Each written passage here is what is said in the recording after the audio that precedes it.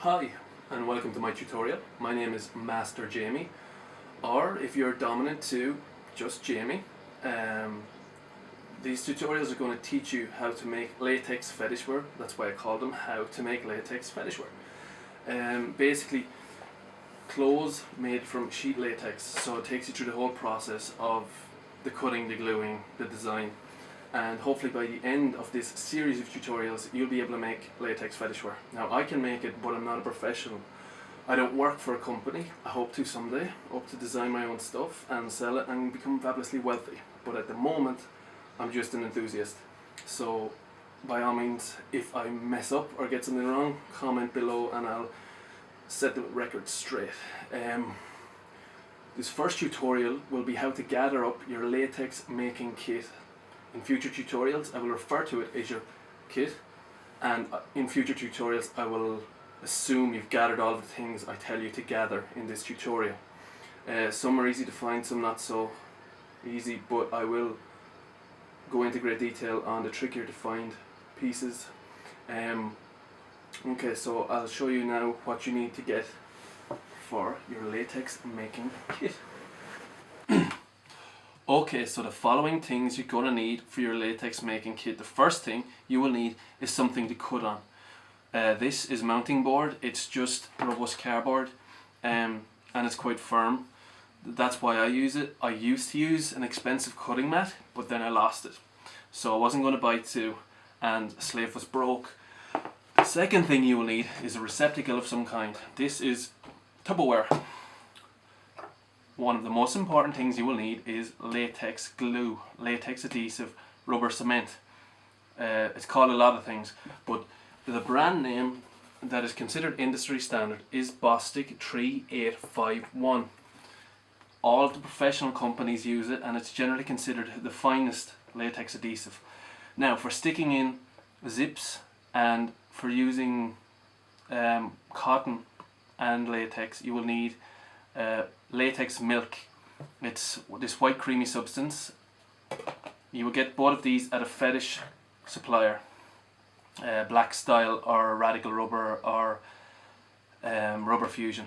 You'll need white spirits. It's very easy to find. Or heptane. You will need a seam roller. This is just a lino cutting roller, and you use your seam roller to push out air bubbles between seams.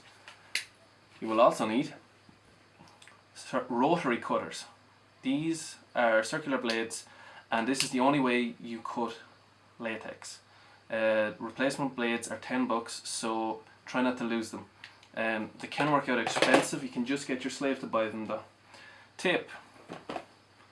It's also a good idea to have a replacement blade for your latex or your rotary cutters, beg your pardon. Just because if you notch your blade, you'll have to run to the store to get more. French curves rulers. They look like this. They're a little odd, but these are vital for pattern making, as is a high-end ruler with small increments, because you want your patterns to be precise. What is just as important is a wooden ruler. Now, the reason a wooden ruler or plastic ruler is important is because if you run the blade of your rotary cutter into a metal one, you will notch it, and if you notch it, you will get, beg your pardon, this effect, and then it will cut like this. These will be weak spots and they will tear. Very simple. So if you notch your blade, you're going to have to throw it in the trash, and at $10 a pop, I think you'll only notch a couple before you learn. You will need gel pens, black for white latex and white for black latex. Paint markers work just the same, but they're a lot more cleaning. When you come to clean the back of the pattern, you'll use this, but paint markers are far dirtier, and not good dirty, bad dirty. Scissors, though you will never cut latex with scissors. Sharpies and things. You'll need a small receptacle for pouring small amounts of your glue out. The reason being that this evaporates quickly, so use a small amount at a time. You can apply it with a brush or spatula. I actually use an old credit card, just because I like to get a straight edge on those glue seams. One of the most important things you will need is a measuring tape. These are very easy to find. The next thing that's vital to the pattern making process is robust cardboard, or this stuff is cardstock. It's just very heavy paper. The reason being is that you can take your Sharpie and run it along the edge, thus applying the pattern to the latex sheeting. If you use paper, it'll wrinkle and it's quite tricky, so just use something a little more robust. You don't have to go as heavy duty as this, but something kind of with a firm edge. You'll also need accessories. If you're making a bag, you'll need side release buckles. If you're making a suspender belt, you will need suspender clips and adjusters. I will be making a satchel in one of my tutorials, and this kind of thing will be important. But if you're a lady and you're into fashion and want to design your own fetish wear, you'll need things like buttons and zips. Now, last but not least, if you were making a satchel, you'd need a what the hell did it call? A shoulder strap, and 1-inch nylon is good for that. But if you're using this, you'll need a thread and needles, because you don't glue this stuff, you sew it. Finally, you'll require some eye holes or eyelets. This is an eyelet kit and it requires a hammer. This is about $10. Your first tutorial you won't need these, however they are quite important for things like corsets, shoes, anything with a drawstring.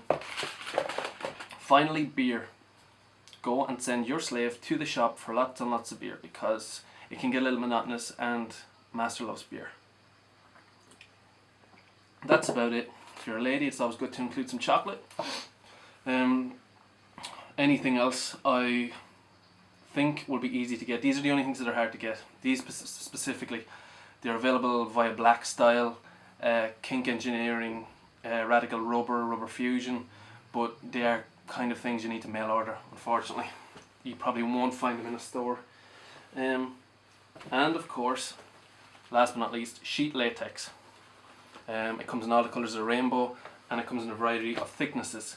The thicker it is, the more likely you would use it for the seats of pants, waistbands, bras, things that you don't want to tear. The lighter stuff for tops, hats, and just less heavy duty items. And that's about it. Okay, so all of the things in your kit can be found between fabric supply stores, DIY places, and fetish supply stores. Now, just in case you're wondering, here's some fetish supply stores: Black Style, Kink Engineering, Radical Rubber. I've mentioned it before. And just when you're buying your latex, bear in mind thickness. Things like tops, hats, bags, you want to go thicker than 0.35. And then if you're making pants or underwear or something like that, it's generally good to go thicker, because it's less likely to fail on you. Now, the thicker you go, the more expensive it is, but hey, if you got a rich sober slave or something, or if you can rob a bank, or, you know, sell your kidney or something, the thicker stuff is generally worth it. That's about it. Any questions? Anybody want to make requests as to what I make in later tutorials? Comment below. This is only the first tutorial for your latex making kit. Pattern making is going to be tutorial 2. Tutorial 3 will be repairs, and then after that you will actually be making latex clothes. It should be somewhere along here. Comment below.